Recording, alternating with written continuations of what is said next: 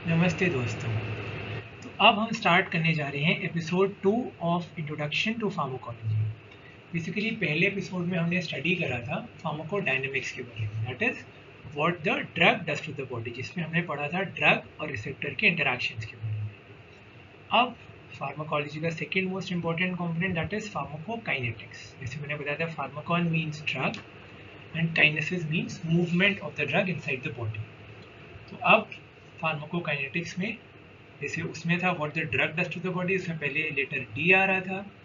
इसमें what the body does to the drug, मतलब body drug पे क्या क्या चीज़ें लें। जब आप कोई गोली, पैरासीटामोल, क्रोसिन सबसे कॉमन टैबलेट है जिसको लिया जाता है, जब उस दवाई को खाते हो तो क्या क्या इफेक्ट्स होते हैं, that all is dealt with pharmacokinetics, मतलब मूवमेंट।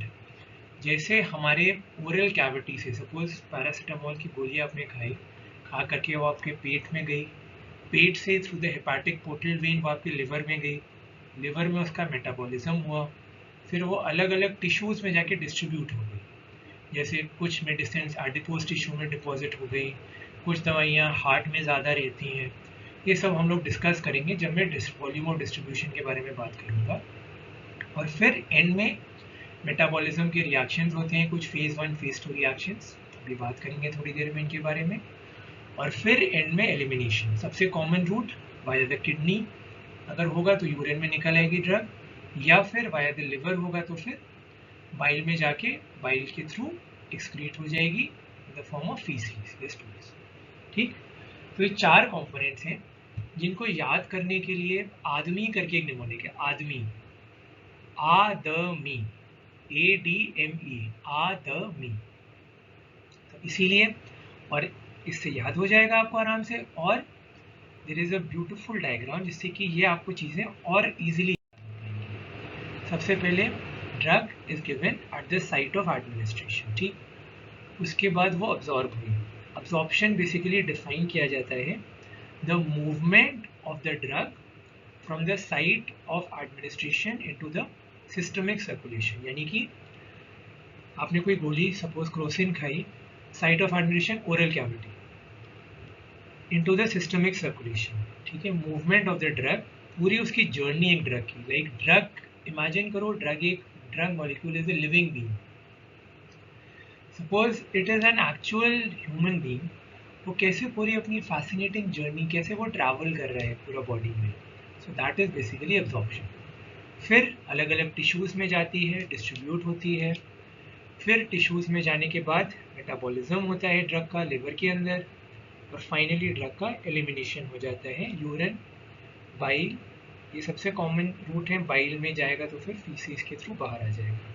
बाकी भी रूट्स होते हैं, ब्रेस्ट मिल्क हो गया, सलाइवा हो गया, स्वेट हो गया, बट ये कम होता है, इतना ज़्यादा। So this is about pharmacokinetics. Example pharmacokinetics का डिस्कस करना इसमें बहुत इंपॉर्टेंट है। जैसे पैरासीटामोल, जब क्रोसिन की जो गोली होती है उसको फटाफट वो बहुत जल्दी अब्जॉर्ब हो जाती है, मतलब आपने पानी से गोली ली और आधे से 1 घंटे में इसका इफेक्ट आ जाता है। इसलिए अब किसी को बहुत तेज़ बुखार हो और हम गोली देते हैं तो हम कहते हैं आप ये गोली लीजिए, आधे से 1 घंटे में इसका असर आ जाएगा। 25% is bound to plasma proteins. अब ये प्लाज्मा प्रोटीन बाइंडिंग क्या होती है इसके बारे में थोड़ी देर में बात करेंगे, जब हम weakly acidic and weekly basic drugs के बारे में बात करेंगे। वीकली एसिडिक ड्रग्स एल्ब्यूमिन से बाउंड होते हैं और weekly basic drugs alpha 1 acid glycoprotein से। अब इसका volume of distribution is 1 litre पर केजी। अब ये बेसिकली क्या होता है, दिस शोज किस एक्सटेंट तक वो ड्रग डिस्ट्रीब्यूट हुई है टिश्यूज में, इसके बारे में भी बाद में जानेंगे। Extensively metabolised in the liver में पूरा मेटाबॉलिज्म हो गया। प्लाज्मा हाफ लाइफ बहुत इंपॉर्टेंट कॉन्सेप्ट है। This is the time taken for a drug to reduce to half of its original value. जैसे कि 500 मिलीग्राम की गोली आती है, अब 2 से 3 घंटे के अंदर 250 मिलीग्राम मेटाबोलाइज हो जाता है और 250 मिलीग्राम ब्लड में बचता है। सो 500 मिलीग्राम की गोली खाई, 2 से 3 घंटे में 250 मिलीग्राम की बच गई। इसका मतलब आधी टैबलेट, मतलब आधा कंसंट्रेशन। द टाइम टेकन, जितना समय लग रहा है for the drug to be reduce to half of its original plasma concentration. Clearance is basically defined as the volume of drug that is completely eliminated per unit time, ठीक है। इसके बारे में भी बाद में हम डिटेल में बात करेंगे। volume of drug that is eliminated per unit time. This is 5 milliliters per kg per minute.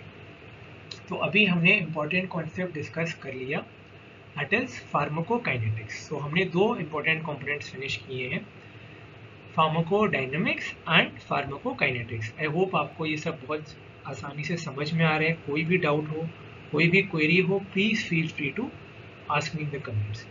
अब हम लोग बढ़ेंगे एपिसोड 3 की तरफ और उसमें हम लोग फार्माकोकाइनेटिक्स फार्माकोडायनेमिक्स के बाद कुछ बेसिक और डेफिनेशंस हैं ड्रग की जिनको हम जानेंगे. Okay, see you in the next episode. Bye bye.